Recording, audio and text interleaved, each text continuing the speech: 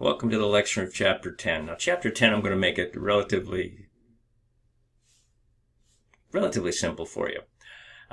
Look at it, just kind of variation of trees that we've done, kind of wrap up the tree portion of the class.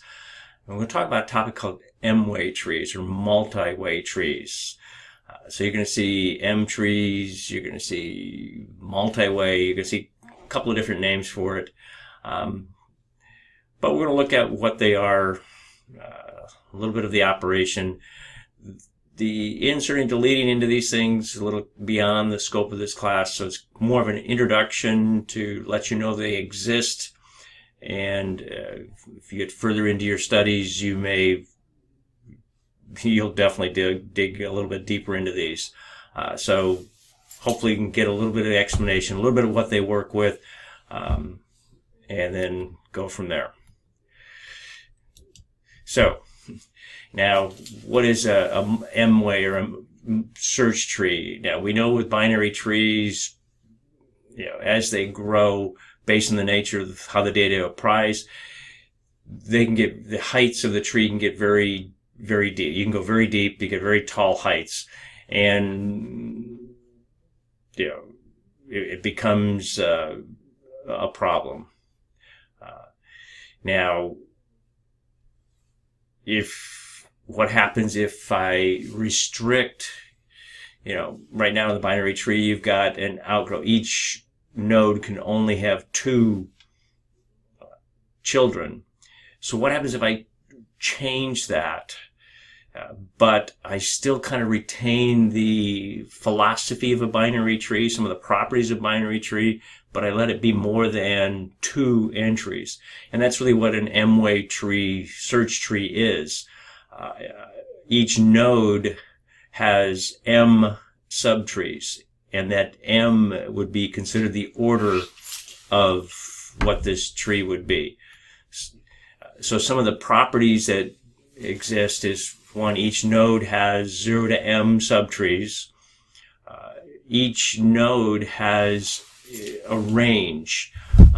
So each subtree is just kind of a range of sequence. So one node is going to have less than M subtrees, which contains K to K minus 1, K subtrees with K minus 1 data elements. The explanation, this definition is theoretical, but let's just go to a picture. So let's go through the definition here. So we got keys of the first subtree are less than the key value, because you're going to associate an index into each one of the subtrees. Let me just show you a picture of one. So you've got several keys. So now I've got an order of 4, so I can have 4 subtrees, 0 to 4 subtrees. But you notice that each pointer to these subtrees is a key. So there's a value on that key, and it says, okay, this maybe goes from 0 to 10, and this goes from 10 to 20, and this goes 40 to 50, so that you're checking that range of keys to decide which subtree you're going to. So I'll give you a graphical picture a little bit, so that you've got numeric value, and inside to get to this up, anything, I've got a pointer that says what's less than 50, what's between 50 and 100, what's between 100 and 150, and what's greater than 150. And then you got 4 pointers to those subtrees. And you keep breaking that range down to make things easier to find. So you're checking that index so you know what you're going to be doing. You're going to be, as you're going through, you're going to check the sequences, compare if you're doing it, because remember, you're still doing a search. So you're going to say, okay, is it less than or greater? Whoops, where's my pointer go? Is the number of, if I'm looking for 75, what are you going to do? You say, I'm going to compare this value, it's greater than. Go to the next one, compare this, oh, it's less than. So it's somewhere in this range here. So it's got to be down that point. I'm going to take that pointer and then start searching these values. So if I've trimmed off quite a bit of the tree to search just by keeping in between a certain range of values. So now, because the number of entries, because you're saying how big, how many entries can exist actually a structure ends up being a better data structure. That array is the best way to do it, where each entry has a pointer and the data it's going to, and then each node has the pointer, the number of entries, and basically you're giving a pointer to a number of arrays. So it's not that, it's fairly simple to implement if you wanted to. Now, M-way trees have the potential to reduce the height of the tree, because now I've got ranges. So from that binary tree, I've kind of shrunk it and broadened it out, but I've got a potential of it not being very balanced. Back in the 70s, some Boeing computer scientists created a new way to structure a multi-way tree called a B tree. And since then, there's been other variations we'll talk about too. Now, B trees, they're a generalization of binary trees. Each node has multiple data values and linked to multiple children, but the nodes have a maximum number of children, and the order of that B tree is that. Now, luckily, B trees are self-balancing, and they search with a log n value, so they're fairly fast. Now, here you're looking at what are the properties of a B tree is each node must have at most m children. Each node must have m divided by 2 children, and the root node can have at least 2 children if it's not a leaf. Non-leaf can have node with k children and have k minus 1. And like I said, these definitions become a little bit complicated. Different variations and orders of subtrees. The book threw this one in, and I think it's probably more complicated than it is. But I think if I just show you an example of a B tree, here's a B tree of order of 2. Now, if it's a B tree is in order 2, guess what? That's a binary tree. Actually, look, this looks exactly like binary trees we've used before. So, perfect example. Now you've got a B tree of order of 5, and here you can have 1, 2, 3, 4 subtrees from each of these, and then you got your 5 pointers. So, not too bad. Now, searching a B tree requires, you're definitely comparing, what you're looking for to multiple keys in each node. So you're just basically going through your keys. You're saying, is your item less than the first key? Then the first child will switch. If it's greater than the last key, then the last one switch. If it's in between, you've got to choose between which of the 2 values. So it's just kind of a little bit hunt. So it's kind of, if I've got a B tree of order 5, I'm searching for 21. So it's like, is it less than 10? No. Check the next key. Is it less than that? It's not equal to, greater than, it must be to the second child. Go to the second child. So you're progressing down to that value. You see, just looking at the keys, checking out which one, matching the values.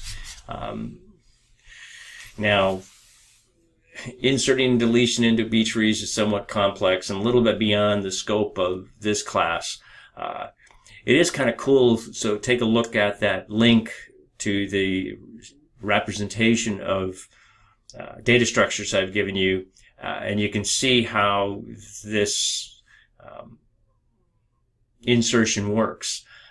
Because really when you get to a point, since you have limitations on the size of each of the trees, based on the order, at some point when it gets to so big, you have to what they call split a node to make more room. So it's that process of splitting a node is kind of interesting.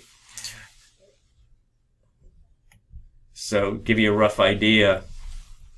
Here you've got you're trying to insert 6 into this diagram, and as you can tell, okay, 6 is less than 10, so it's got to go follow that pointer. But when you get to this one here, it's like, oh, that array is already filled, so now I have to split the value. So, okay, you split the array in half where it would insert. So you've got that split here. Now you take 6 and insert it into the parent node, because now you've got 2 different nodes. Insert the node, and then now you set the pointers appropriately, and now you got some spare space in this. So it's splitting, inserted into the parent node, and then reconnecting the links. So it's kind of an interesting thing. It's kind of cool to watch on the simulator. So you may want to take a look at that. And well, let's just go to the simulator anyhow. I'll just see if we can create one real quick. Let's just do a B tree. Let's insert. Well, let's see. See if we can. Let me just go through here.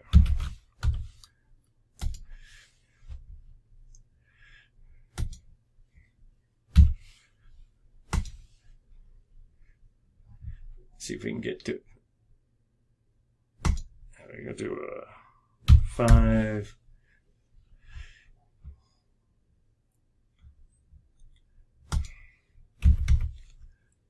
Yeah, let's do an 8. So we see if we can get a 10, less than that, 5, 8. As you saw that split, they split it and then moved the value into that parent node. So it's kind of a cool,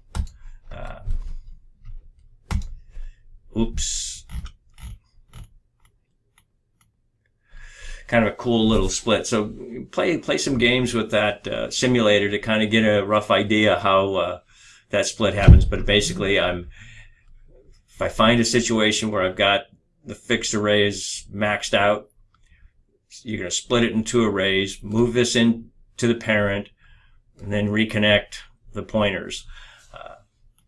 Now,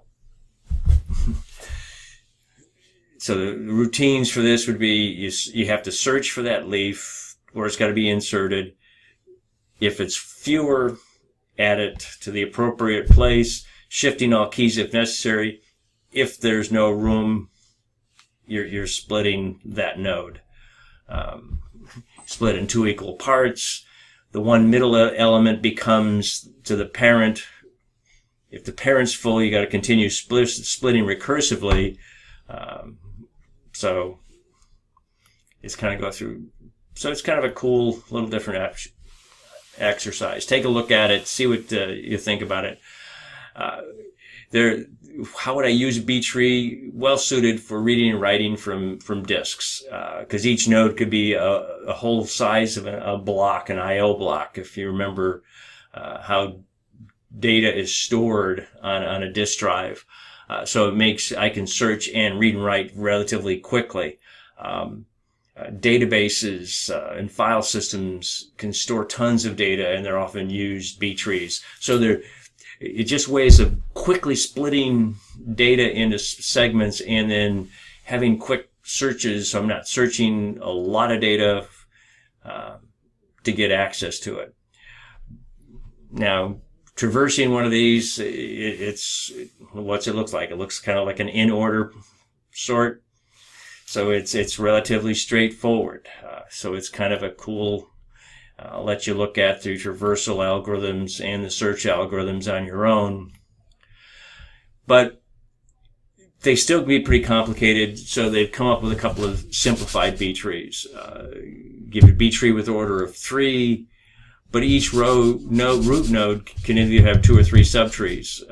So that would be called a 2-3 tree. A B-tree with an order of 4, which now says it's a binary tree with, maximum of 4 trees, so it ends up being something similar. So just give you a rough idea what one would look like there. And here's your 2, 3, 4 tree. Simplified, just known quantities. But there's even some other variations of B trees that definitely beyond the scope of this class. There's a B star tree, great for space usage.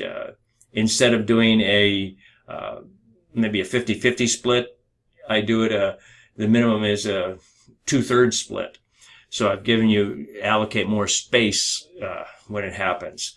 A B plus trees are used for a large file system and need to be, if data is accessed, today in the large file systems, data is accessed both randomly and sequentially.